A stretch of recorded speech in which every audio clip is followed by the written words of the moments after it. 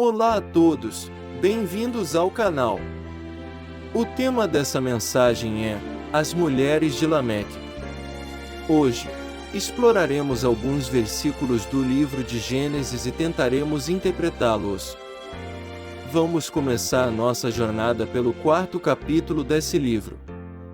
Gênesis capítulo 4 versículos 17 e 18. E conheceu Caim a sua mulher, e ela concebeu, e deu à luz Enoque, e ele edificou uma cidade, e chamou o nome da cidade conforme o nome de seu filho Enoque. E a Enoque nasceu Irade, e Irade gerou a Meujael, e Meujael gerou a Metusael, e Metusael gerou a Lameque. A Bíblia por vezes faz o paralelo entre duas gerações, a geração da promessa e uma geração mais ímpia. A geração de Caim representa aqui a geração ímpia, pois Caim foi assassino e mau. Para analisar as genealogias e entender o conteúdo teológico por trás delas, pode-se utilizar alguns métodos. Um dos métodos bastante eficaz é tentar fazer as ligações entre os patriarcas e os povos ou nações que descenderam deles. Porém, esse método não é útil para a geração de Caim, pois ela foi extinta no dilúvio. Dentre outros métodos disponíveis existe o da análise etimológica, que tenta entender o significado dos nomes apresentados, pois na Bíblia os nomes dos personagens muitas vezes estão conectados com parte do propósito de suas vidas. A análise etimológica, porém, tem seus riscos, já que se tratam de nomes muito antigos, cuja raiz no idioma original nem sempre é óbvia. Ocorre que muitas vezes os próprios estudiosos ficam na dúvida de dois ou mais significados distintos para um mesmo nome. Como de Adão a Lameque temos 7 patriarcas, as chances de acertarmos com 100% de certeza os significados dos 7 nomes é baixa, então vamos nos ater aos nomes cujo significado temos mais convicção. Se pegarmos os nomes de Caim, Meujael e Metusael, cujos significados nós temos um grau de certeza maior, vemos que Caim significa lança, Meujael significa ferido ou destruído por Deus, Metusael significa homem de Deus ou aquele que é de Deus. Com os significados de apenas esses 3 nomes nós já podemos perceber que essa genealogia parece apontar para a obra de redenção de Jesus Cristo.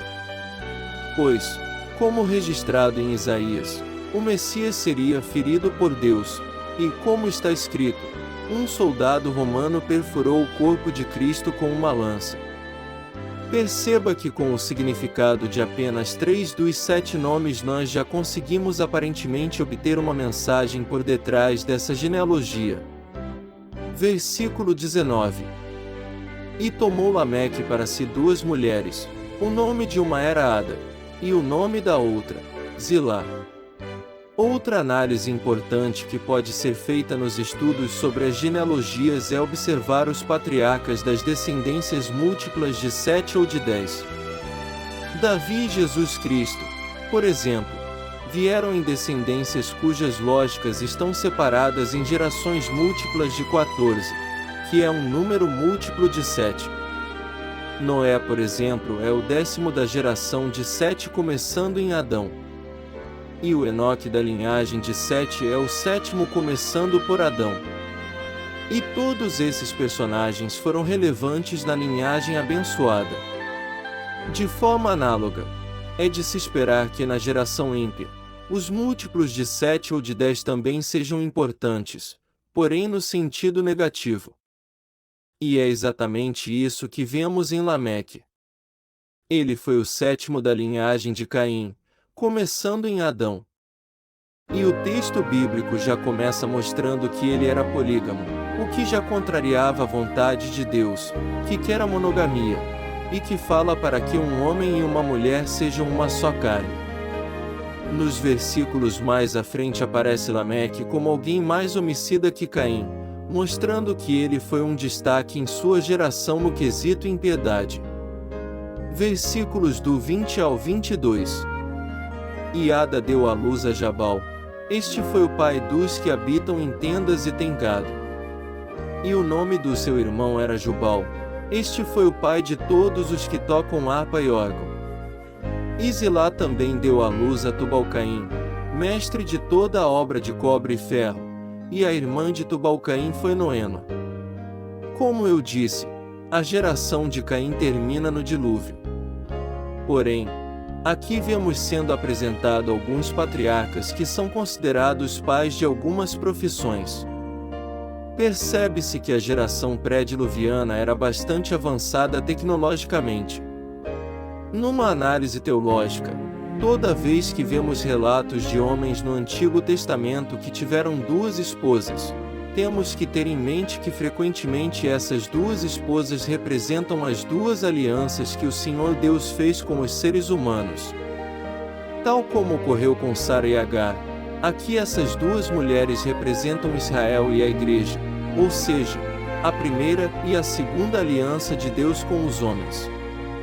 Perceba que Zilá deu origem a uma espécie de ferreiro, representando a tecnologia e o conhecimento necessário para as criações das armas da época. E esse é um ótimo retrato de Israel, que é bastante avançado tecnologicamente e militarmente. Israel, mesmo sendo pequeno em extensão territorial, é uma referência mundial na fabricação de armas e em áreas científicas. Por outro lado, Ada deu luz a um pastor de gados que é uma figura que simboliza e aponta para os pastores das igrejas, que cuidam dos filhos de Deus. E Ada também deu luz ao pai dos que tocam harpa e órgão, que são instrumentos musicais geralmente relacionados ao cristianismo. Ou seja, simbolicamente Ada representa os que louvam a Deus com hinos e melodias. Ada também deu origem aos que habitam em tendas, os nômades, que são as pessoas que não possuem residência fixa. E é exatamente isso que a igreja é nesta terra, nômades. Aqui não é o nosso lugar. Estamos aqui de passagem. Estamos à espera de que o nosso Senhor Jesus Cristo venha para nos levar para o nosso verdadeiro lar. No Evangelho de Cristo segundo João, capítulo 14, versículos do 1 ao 3, Jesus disse assim: Não se turbe o vosso coração, credes em Deus, crede também em mim. Na casa de meu pai há muitas moradas, se não fosse assim, eu vô-lo teria dito. Vou preparar-vos lugar. E quando eu for, e vos preparar lugar, virei outra vez, e vos levarei para mim mesmo, para que onde eu estiver estejais vós também. Busque ao Senhor enquanto pode. Se puder, compartilhe este vídeo. E caso queira ajudar este projeto, doe qualquer valor para o endereço de e-mail abaixo. Obrigado e fique com Deus.